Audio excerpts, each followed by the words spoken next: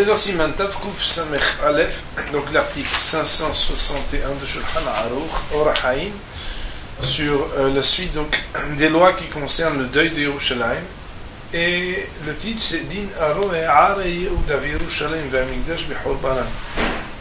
La loi de celui qui voit les villes de Judée et la ville de Yerushalayim et l'endroit du sanctuaire alors qu'ils sont encore détruits, pas encore reconstruits, ou beaux. Et dans cet article de Shulchan Aruch, Hamisha Serifim, il y aura 5 branches. Ça veut dire 5 alinéas. Seif Aleph. Aroe Are Yehuda Bechorbanan Omer Are Kotshecha Ayu Midbar Vekorea. Nous dit entre parenthèses une notation qui ressemble à celle du rameau, même si elle n'est pas marquée à gare. Ve'en hayav likroa elak shemega samuch lahem kemo minat sofim Yerushalayim. Aroe Are Yehuda Bechorbanan. Celui qui voit les villes de la Judée alors qu'elles sont détruites. Omer, il devra d'abord prononcer la phrase suivante. Are kotshecha ayu mitbar. Les villes de ta sainteté ont été rendues désertiques. Vekorea, et il fera la déchirure. Je rappelle que l'eau de Créa sont référés à l'article soit Shimem, soit Shimem Malef dans Shulchan Aruch Yoreh Dea concernant les règles donc, de la Créa quand on perd un être proche. Sous-entendu, ce que je veux dire par là, c'est qu'il faudra qu'il déchire une certaine mesure de centimètres avec certaines règles précises. Il nous dit, donc, la notation entre parenthèses ou en petit caractère, chez vous, je ne sais pas comment elle est chez vous, chez moi elle est comme ça,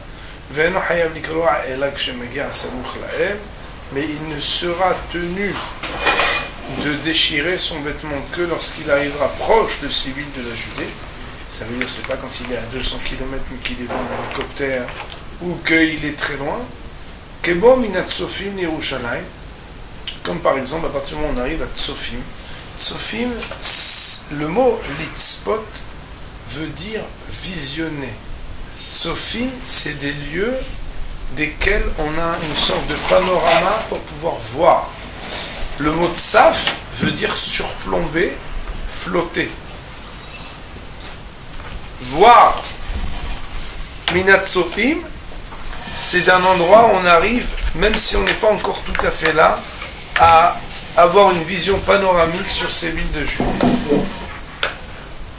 Nous dit le Mishnah Brora sur cette partie-là.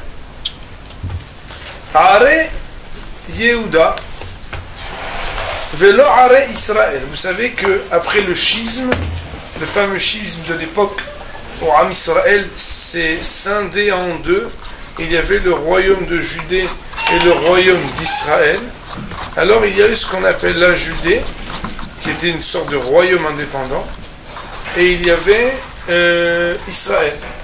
Alors on dit, celui qui voit les villes de la Judée détruites, Velo Are Israël, mais pas les villes d'Israël, Delo Hashive Kolkach, parce qu'elles ne sont pas aussi importantes. Je vous rappelle que c'est dans la Judée que se trouvait le Beth Amikdash. Entre Yehuda et Binyamin se trouvait le lieu du Beth Amikdash. Les villes de Judée sont particulières. De toute façon, dans son ensemble,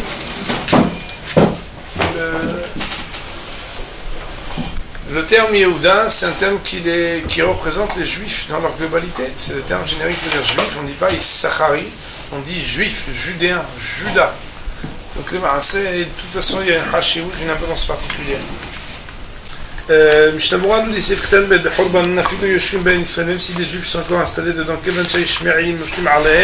puisque les Ishmaélim, c'est eux qui sont souverains sur eux, Mikerem Bechorbanan, ça s'appelle qu'ils sont encore détruits même s'ils sont construits. On va voir tout à l'heure c'est ce qu'il en est de nos jours. Kshemagia Samuch Lahem, nous dit Mishnah Brora, c'est Ktan Gimel. Derachok Yoter Lo Hashiva Reiya, parce qu'à partir du moment où tu es trop loin, ça ne veut pas que tu vois. Qu'est-ce que tu vois? Tu vois rien du tout, tu aperçois de loin. Kemo Lehala.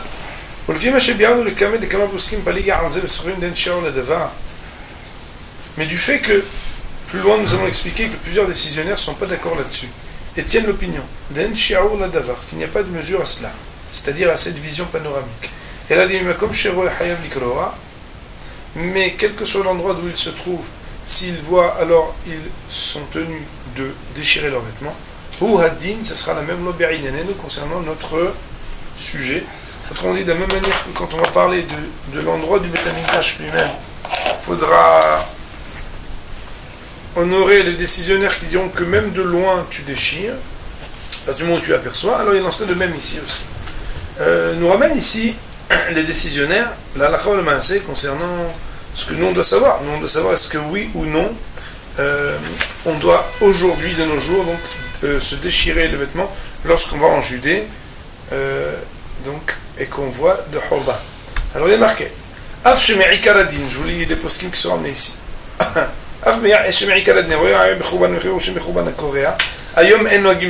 Aujourd'hui, c'est pas marqué nulle part, c'est moi qui l'ai. Aujourd'hui, l'habitude n'est pas de faire créa sur les villes de Judée.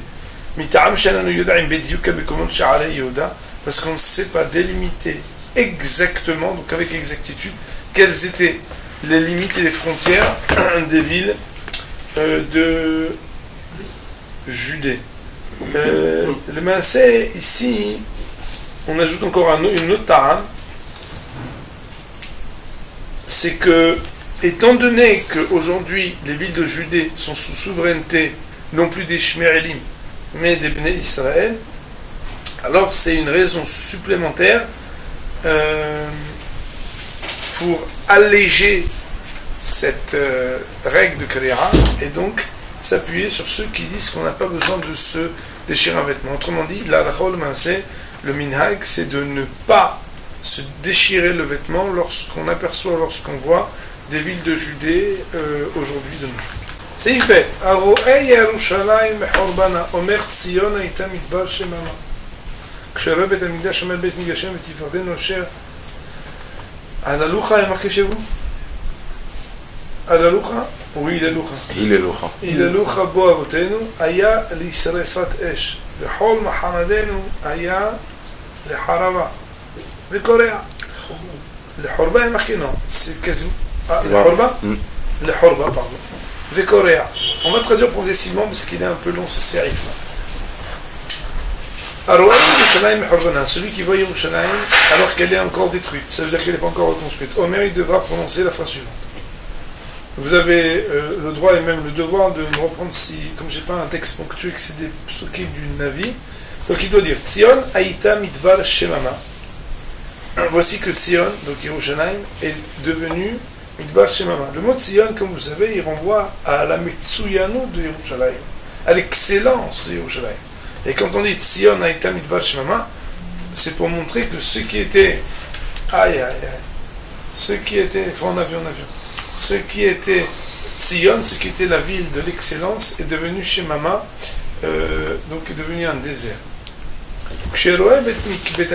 Mais lorsqu'il voit le lieu du Bet Amikdash, Omer, lui, il devra dire Bet Mikdashenu vetifartenu asher ilelucha bo avotenu.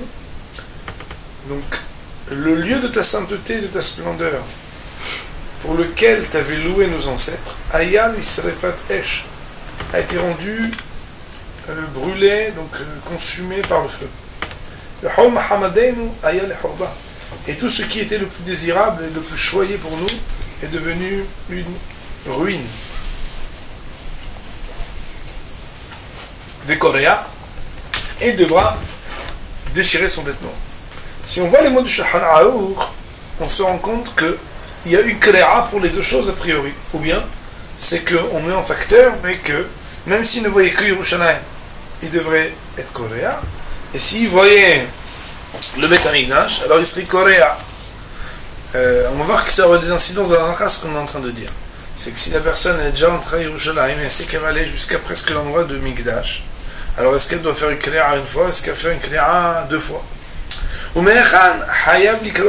À partir de quel endroit, quand il s'approche de Jéru, alors Jéru ça veut dire Jérusalem, alors il est obligé de se déchirer le vêtement. Shulchan Aruch dit Minat Sofim, à partir de ce qui s'appelle Sofim.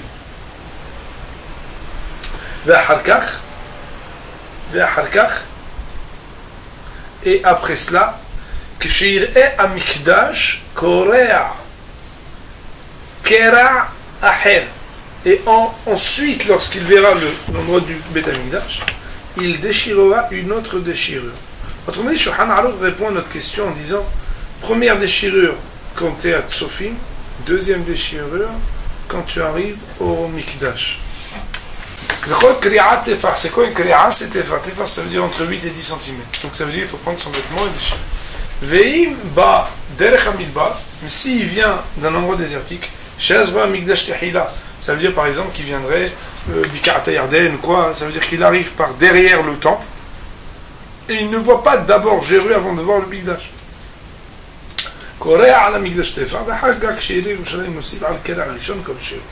Il devra déchirer un tefar sur le Mikdash, mais ensuite sur Yerushalayim il rajoutera une petite déchirure, Kol Shehu, ça veut dire sans qu'il y ait un deuxième tefar. Ça veut dire que quand on voit d'abord Jéru, après on voit Beth Amikdash, alors on doit faire un tefar plus un tefar, ça veut dire presque une vingtaine de centimètres à deux reprises, presque 10 centimètres.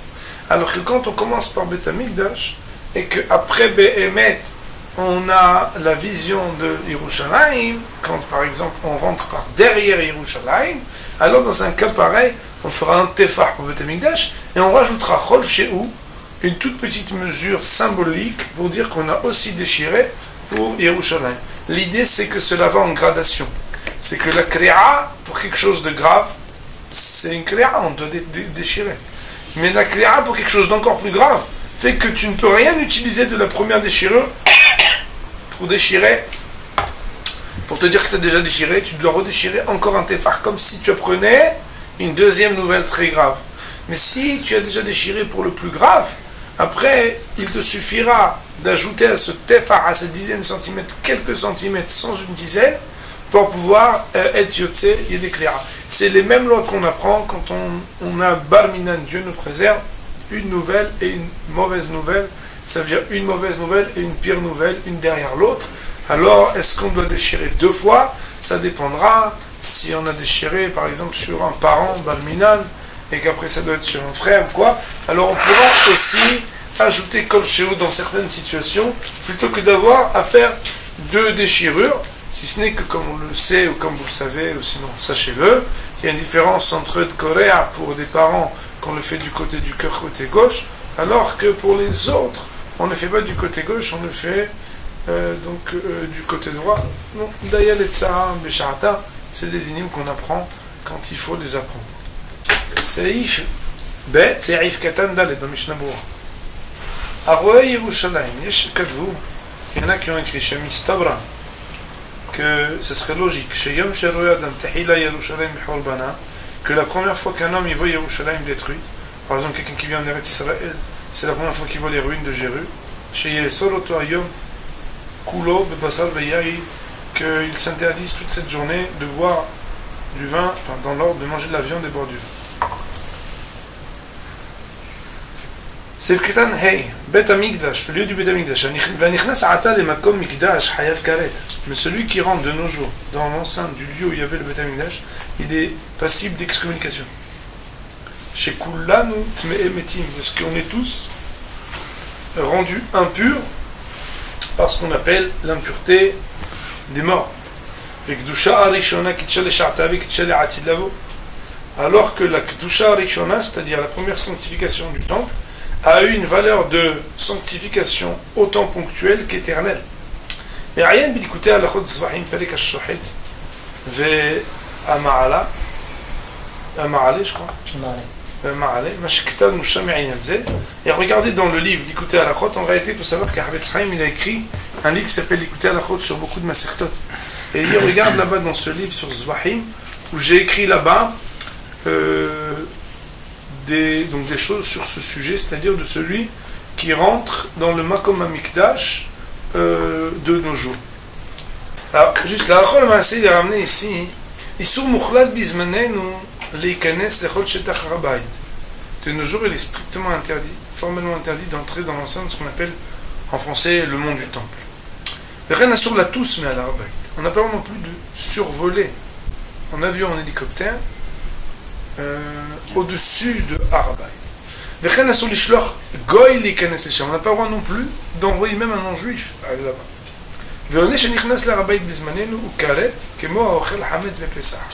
Et l'interdiction de celui qui pénètre dans ce qu'on appelle le monde du temps, alors il serait karet, pour donner l'importance. On nous dit que c'est comme quelqu'un qui, chas v'shalom, mangerait du hametz à Pessah. Maintenant, quelqu'un qui serait rentré par erreur, il s'est fait chauffer par des manifestants, et il veut rentrer, il dit, le Mashiach est là, il faudra pour chaque fois qu'il est rentré qu'il reste une nuit entière réveillé à étudier la Torah. Chaque fois qu'il est rentré, il devra agir ainsi. C'est au nom de Rabbi Sion Abba Shaul qu'on ramène ça. Très bien. Maintenant, Hayal ou Shoter. Si un bonhomme il est Hayal, il est Shoter, il doit protéger Am Yisrael le Makar. Hayal ou Shoter, Mukhrah, il est s'il est obligé d'entrer là-bas. Les Tzorech Pikuach Nefesh, il est obligé d'entrer parce que là-bas il y a des émeutes, il faut qu'il aille aider des Juifs. Itbol Kodem Shikanes, il doit se tremper au mikveh avant de rentrer. Yessid Ma'alav Kol Beged ou Habet Shel Mukhrah Alik Nisato.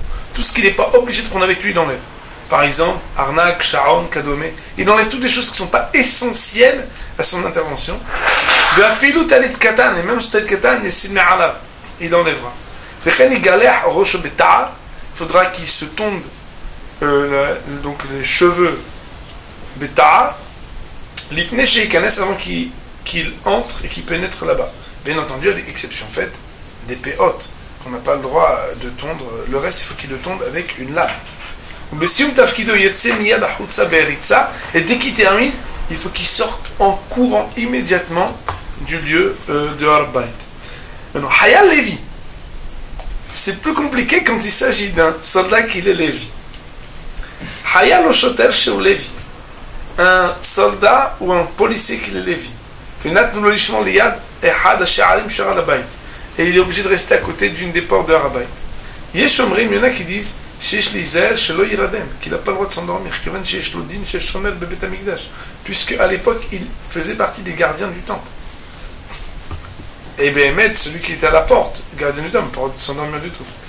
Mais il y en a qui disent que Béhémet, c'est pas grave même s'il s'endormait ou s'il s'assoupissait, mais l'alcool massé, a priori, il faudra être vigilant et regardant. Maintenant, s'approcher des portes de Harabait, il n'y a pas d'interdiction. Et on aurait le droit aussi d'entrer dans ce qu'on appelle Minarot à Kotel, donc le tunnel qui est à côté du Kotel. Et aussi les petites hauteurs qui sont autour du Beth Amikdash. Mais, bien entendu, on n'a pas le droit donc d'entrer du tout dans l'enceinte qui s'appelle Harabait. Il y a marqué... סעיף קטן ו' וקורא עין בבח, לבח יידיש, חייב להשתחווה ולקרוא את בגדיו, לבכות ולהתאונן, להתאבל על החורבן בית המקדש ולקונן ולומר מזמור לאסף. Il dit le bar qu'on est tenu de se prosterner, de déchirer ses vêtements, de pleurer, de s'endeuiller, on va dire l'itonen ou l'itaabel, c'est les deux termes veulent donner deux significations de la veloute, al-Khurban bet Hamikdash sur la destruction du temple, ou les konen, et de chanter d'entonner des lamentations, velomar mizmor le'asaf, et de dire un verset, un mizmor qui s'appelle mizmor le'asaf, ad sof, jusqu'à la fin, et seulement, chez Korea, et quand il détruit, quand il déchire son vêtement, alors mevarech ve'omer baruch dayana emet, il dira baruch dayana emet, et ici il est marqué ach belishem u'malchut, mais sans le nom de Kadosh Baruch Hu. Et il dira Kichol Mishpatav Tzedek Ve'emet, donc exactement ce qu'on dit quand il y a Barminan Adézé, Atzur Tamim Pa'olo, Kichol Delecha Mishpat, El Emuna Ve'en Avel, Tzadik Ve'shar'u, Ve'atat Tzadik Al Kol Abba Alenu, Ki Emet Asita, Ve'anachnu Irshanu, etc. Donc il faudra réciter autour de cette déchirure du vêtement des versets avant, après, avec une prosternation, et c'est ce qu'il est marqué ici, au nom du Bah. C'est le Ketan Zayin, Minat Sofim, Pirouche, de l'Orashiv, Re'iyah Merihouk, Makom, et la Mishigal Sofim, de Makom Samol Yerushalayim. Cela veut dire que il n'est pas considéré comme une vision quand elle est lointaine, c'est-à-dire, Pirouche, de l'Orashiv, Re'iyah Merihouk, Makom, la vision, quand on est loin d'un endroit, n'est pas considérée comme une vision halachique, Et là, Mishéigar les Tsofim.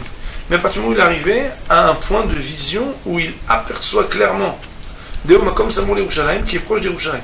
On a l'impression que c'est l'endroit qui s'appelle Tsofim aujourd'hui. Le Fachot, on va dire que c'est circonférentiel d'un endroit qui s'appellerait autour de Yerushalayim, comme Arat Tsofim. Deo Makom Samoul Yerushalayim, Chashiv Re'iya, c'est considéré comme une vision. Car Katara Bet Yosef, ça c'est l'opinion du Bet Yosef. Autrement dit, si on en croit le Shulchan Aruch, le Bet Yosef, ça veut dire Rabbi Yosef Karo, on ne peut qu'à partir du moment où on aperçoit clairement et on est dans un cercle circonférentiel qui n'est pas loin donc de Yerushalayim. Aval Kama Poskim, mais plusieurs décisionnaires, Katvu, ont écrit les Tsofim avaient Pirouche Kol Makom Savi Yerushalayim Shecholim Yirot Misham. Donc il y aura une discussion, c'est intéressant parce que nous-mêmes on était un peu dans l'ambiguïté à définir ce que veut dire Tsofim, est-ce que c'est un lieu ou est-ce que c'est une possibilité de vision panoramique.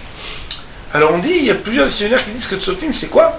C'est tout endroit autour de Jérusalem duquel Yecholim Lil'ot Misham, on peut apercevoir Yerushalayim. Ot Katvu, donc il y aurait donc d'après ces décisionnaires une Humra. C'est qu'à partir du moment où tu peux voir, même si tu es loin, il n'y aurait pas de problème, tu devrais déjà déchirer. Ot Katvu, de plus ils ont écrit, donc ces décisionnaires-là, des Mishéigar les Tsofim, c'est-à-dire que ces décisionnaires-là, ils disent Tsofim, c'est un endroit duquel tu pourrais voir, même si tu n'as pas encore vu, mais que c'est un endroit où si tu regardais, tu pourrais voir déjà, hein, il y aurait une loi qui dit que tu devrais déjà déchirer. Katav le Liraba, il écrit Kol Shekara Avera Ktsat, Av Shelo Ra'a Betov, Sheyagar Etzer Likro Aod. Si un bonhomme, il a déjà déchiré un peu, et il n'a pas vu bien, il a vu un tout petit peu, et après il arrive, il voit le massacre. Quand il arrive à être dans un endroit où il voit mieux, il n'a plus à refaire à nouveau une kriya. Ah, le Liraba, il a dit ça a posteriori, n'est-ce pas? Nous dit Mishnah Berurah, ça veut dire que, voilà qu'a priori, il eût dû normalement attendre jusqu'à l'endroit où il voit comme il faut. Autrement dit, le Liraba nous dit, un bonhomme s'il est un peu plus loin que Tsofim, il a un endroit où il n'aurait même pas pu voir, mais il a aperçu de très loin, il a fait une kriya, a posteriori, alors il n'aurait pas besoin de refaire une kriya. Nous dit Mishnah Berurah, et il faudra faire un espace entre les deux kriyot, entre les deux déchirures. Autrement dit, il est en dangereux, il fait une première déchirure, il s'approche de l'endroit où il voit le Mikdash, il fait une autre déchirure, mais il fait un espace de 3 tzbarot, ça veut dire quelques centimètres entre les deux déchirures, pour faire une sorte de différence entre ces deux déchirures et qu'il n'y ait pas d'amalgame, que ce ne soit pas considéré comme une seule et même déchirure. Nous dit Mishnah Berurah, c'est que t'as une tête. Kol Shehu. La deuxième déchirure, quand on rentre par derrière, c'est-à-dire par le désert, et on voit d'abord le Mikdash, après le Jéru, on peut ajouter Kol Shehu, quoi que ce soit. Il n'y a pas besoin de tefar. Pourquoi?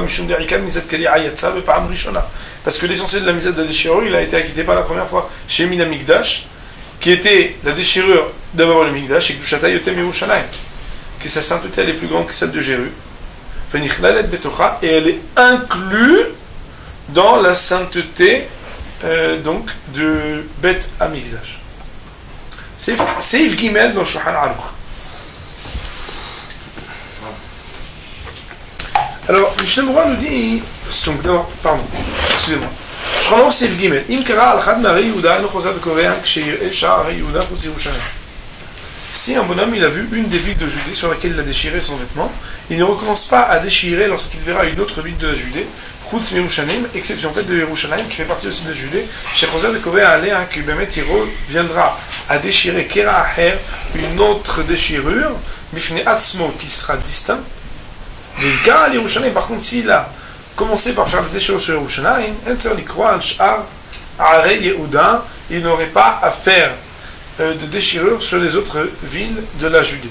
Ça veut dire que s'il voit une ville de Judée et une seconde, il fait une seule kriya pour les deux. S'il voit d'abord une ville de la Judée après Jéru, il fait deux kriyot, une distincte de l'autre. S'il voit d'abord Jéru et après une ville de Judée, il n'a pas besoin, mais Rikaladi. Nous dit Mishnah Berurah cette partie-là, les Koul Rashuvot Kera, toutes les villes de la Judée sont considérées comme une seule et même. Au Mikoma, comme quoi qu'il en soit, c'est mieux d'ajouter quelque chose sur cette déchirure. Alors le Maaseh, dans le Shulchan Aruch, c'est pas marqué comme ça. Et de toute façon, nous on a dit que, étant donné qu'aujourd'hui on ne connaît pas la délimitation de la Judée, la halakha, le maïs, c'est même quand on va en Judée, alors le minag, il est de ne pas déchirer son vêtement. Nous dit Mishnah c'est le Ktan Yuda Aleph, Enzer Likwa Achar Are Yehuda. Ça veut dire que s'il est passé d'abord par Jérusalem, après il ne se déchire pas le vêtement sur les villes de Judée. Aïno Afilou de Sevel Kira Be'alma Gamken Enzer. Ça veut dire que même on va ajouter un tout petit quelque chose, et il n'a pas besoin. Seif Dalet dans Shulchan Aruch, Kol HaKraim Ha'elu. Toutes ces déchirures-ci, donc on est en train de dire, Beyado, c'est avec sa main et pas avec un ustensile, ou Meumad est debout et pas assis, Vekora Kol Ksuto, et il devra déchirer tout le vêtement qu'il porte, donc son survêtement, Ad Sheigale, pardon, Ksuto She'alav, tous les vêtements qui sont sur lui, Ad Sheigale et Libo, jusqu'à ce qu'il découvre jusqu'à son cœur. Il n'aura pas le droit de recoudre ou de rabibocher ces déchirures-là à jamais. Aval Rachai, les Sholelam, les Molelam ou les Laketan ou les Tefran qui mis sous la mot, mais il aura le droit, on va dire, de les Shalelam, les Malelam ou les Laketan ou les Tefran qui mis sous la mot. Je ne sais pas exactement ce que ça voudrait dire, mais ça voudrait dire qu'il devra les entrelacer de. Je ne sais pas comment on pourrait dire en français. Ça veut dire pas recoudre totalement, mais faire en sorte d'avoir quelque chose, comme par exemple quand on met une épingle à nourrice, ou quand on met quelque chose qui laisse encore, que ça ne s'appelle pas me'ahe, vous savez que ahim, c'est deux collés, ça ne s'appelle pas coller l'une contre l'autre, mais en tout cas il y aurait comme ça une espèce de, comme par exemple un jeans, il y a des jeans qui sont déchirés, et alors on aurait le droit par exemple de faire comme une espèce de soulam, ça veut dire quelques fils, mais que ça soit comme comme quand le vêtement il reste encore déchiré, mais avec des coutures ça et là, mais discontinues. Voyons sur ce seif le Mishnah Berurah. Le dit Mishnah Berurah c'est le Ktan Yudbet. Beyado velobekli, ça veut dire pas avec un ustensile, libo c'est le Ktan Yud Gimel, son cœur, velachen ikala mitzat semol qui élève bismol. Pour ça que Behemet il devra se déchirer du côté gauche puisque le cœur est à gauche. Ça voudrait dire aussi qu'il ne faudra pas qu'il le fasse là ou là, mais qu'il le fasse à l'endroit du cœur. Mais ahé est marqué dans le Ktan Yud Dalet, Aïnut Fira, ça veut dire recoudre, mivifnim, de l'intérieur. Comment vous avez marqué chez vous? Aheret. Alea mibahut, ça veut dire une couture de l'intérieur et une couture de l'extérieur. Autrement dit, c'est comme ça et comme ça. Ouais. Donc de l'intérieur et de l'extérieur. Et Rashi Piresh, Tfila miyushelet. Rashi lui dit non, c'est pas un problème de l'intérieur et de l'extérieur, c'est comme ça, pour remonter. C'est pas exactement le même type de couture. Moi je suis pas un spécialiste en couture, mais ça veut dire en tout cas qu'on n'aura pas le droit de coudre pour que ça soit parfaitement refait. C'est le Ktan Tetvav, les Shalelam, les Mahar. C'est quoi les Mahar? C'est pas le même jour. Le jour même il faudra laisser découvert. Et donc ça voudrait dire que le lendemain on aurait le droit de rabibocher. Soulamot, tfirot, shenam meyusharot, ça veut dire des coutures qui ne soient pas droites, mais une sorte de, on va dire, il y a des coutures droites qu'elles remettent mieux en tenue les deux parties du vêtement, alors que quand c'est pas droit, alors ça resterait quelque chose qui serait marqué à vie. Stam, que vous sachiez, c'est que les lois qu'on est en train de dire ici sur Yerushalayim et les Harei Yehuda, c'est les lois des dinim pour les parents, le père ou la mère. Ce qui ne sont pas les mêmes cas pour les frères et sœurs ou Dieu préserve d'autres proches, où on aurait le droit de recoudre après. Ici, le maïsé, à jamais, il faudra laisser quelque chose de différent sur le vêtement. Sous la motte, non, on a dit. Seif Ktan et dans Shulchan Aruch, Seif Ktan, pardon, Seif et dans Shulchan Aruch, et après, si on va faire Halakha le maasé, c'est un peu différent des autres dinim, puisque la halakha le maasé, il y a beaucoup de dinim avec le kotel, avec pas mal de choses qu'on doit apprendre, et marqué dans Seif et dans Shulchan Aruch. Aya olech uba l'Yerushalayim, olech uba toch la médium. Si un bonhomme, il sort et il rentre de Jéru, il sort et il rentre tous les 30 jours, et le Coréa. Donc il n'y a pas 30 jours entre les deux, alors le maïsé n'a pas besoin de déchirer. Kera aher, un autre, Kera, une autre déchirure. Vimna har shloshim yom, mais si c'est après 30 jours, Hoser ve Coréa, il redéchirerait. Nous dit le Ramo, Veu adin bari Yehuda b'mikdash, c'est la même chose pour Harei Yehuda et le Mikdash. Je vous rappelle que la première chose qu'on a appris, c'est que s'il est vrai que pour Yerushalayim, et l'endroit du Mikdash, aujourd'hui encore, la Lachol Maaseh on déchire, on a dit que sur les villes de la Judée, comme on ne connaît pas la délimitation et les frontières certaines, alors le minag, il est de ne pas se déchirer le vêtement. On nous dit, c'est Ktan Yudzaïn Mishnah Brura. Aya Olech Uba. Ve'aroi Yerushalayim toch 30 yom.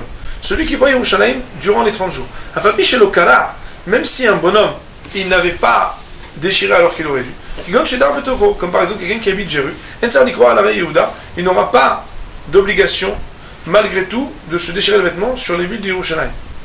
Ça veut dire quoi? Ça veut dire que, voilà, que si quelqu'un, il est à Yerushalayim toch la médium, si un bonhomme, il s'est déchiré, ouais, le vêtement une première fois,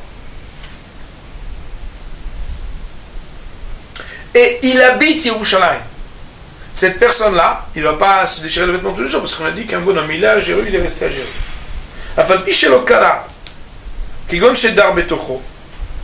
Même si, d'une manière ou d'une autre, soit parce qu'il a déjà déchiré, mais le gros chidouche, c'est soit parce qu'il n'a pas besoin de déchirer, puisqu'on va voir tout à l'heure que quelqu'un qui habite Yerushalayim, il n'a pas besoin de déchirer son vêtement quand il va voir donc les ruines à nouveau.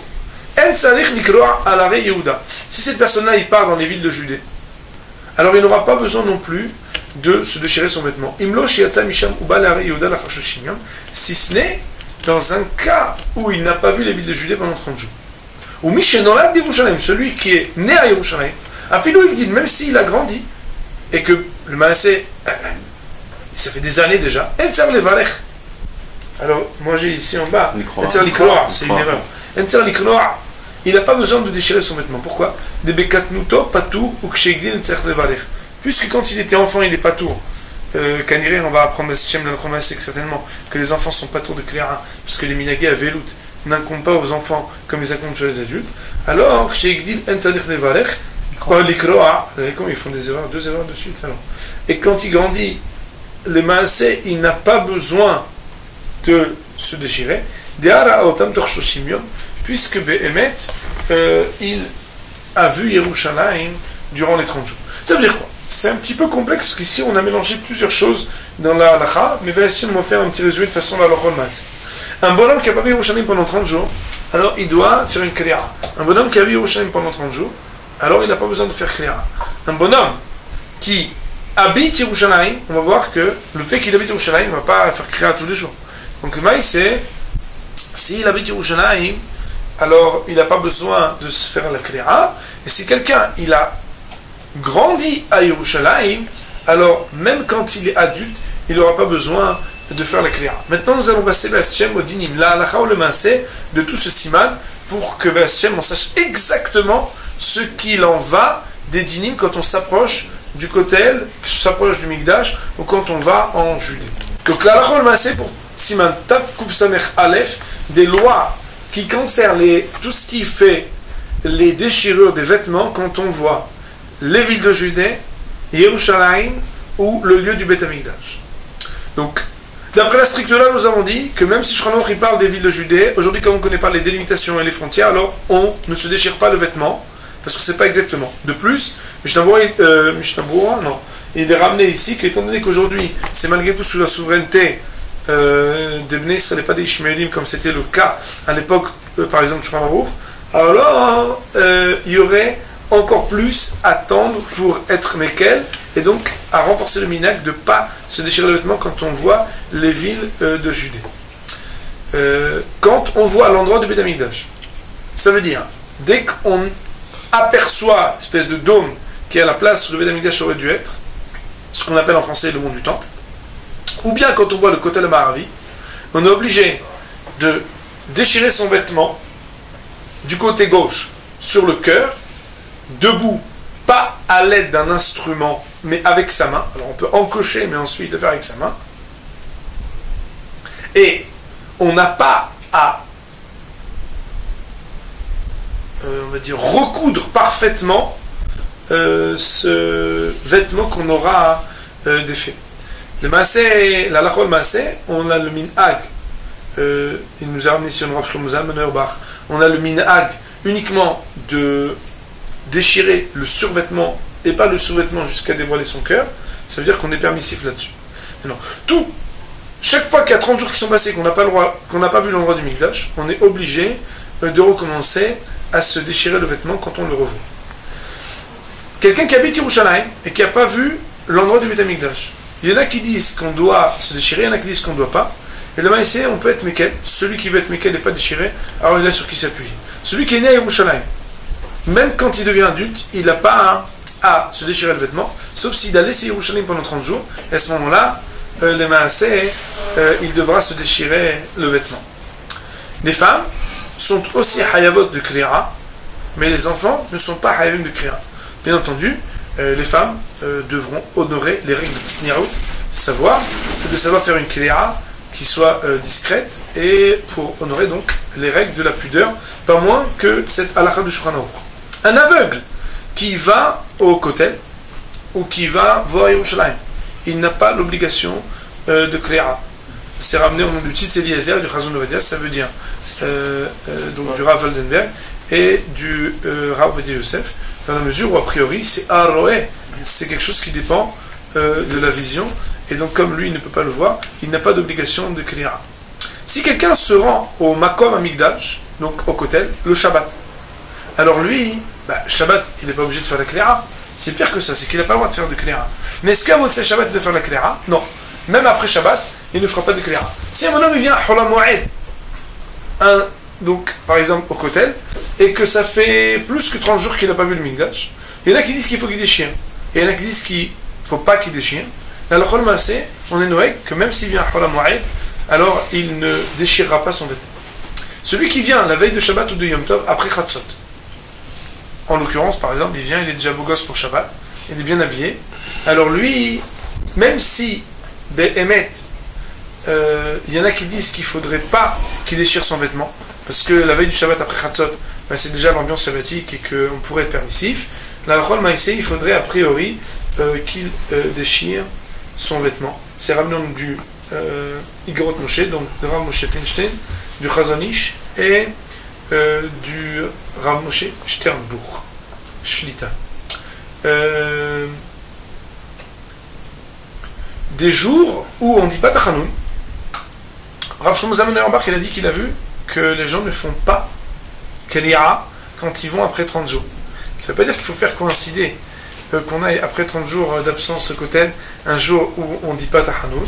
Mais par contre, Tisha B'Av, même si Behemet, on ne dit pas Tachanoun, en tout cas, même si Tisha B'Av, c'est un jour qui s'appelle Moed, on va expliquer peut-être Beshem un de ces jours pourquoi ça s'appelle Moed, ça veut dire c'est amené à un moment ou à un autre à devenir une fête, un Yom Tov, étant donné que l'essence même de cette fête, c'est justement de réclamer que la Shekinah revienne, et que toute l'essence de ce jour de Tisha B'Av, c'est de descendre sur Yerushalayim, alors même si on y va à Tisha B'Av, alors à partir du moment où on n'a pas vu cet endroit-là depuis 30 jours, alors le Maaseh, on devrait faire Kriya.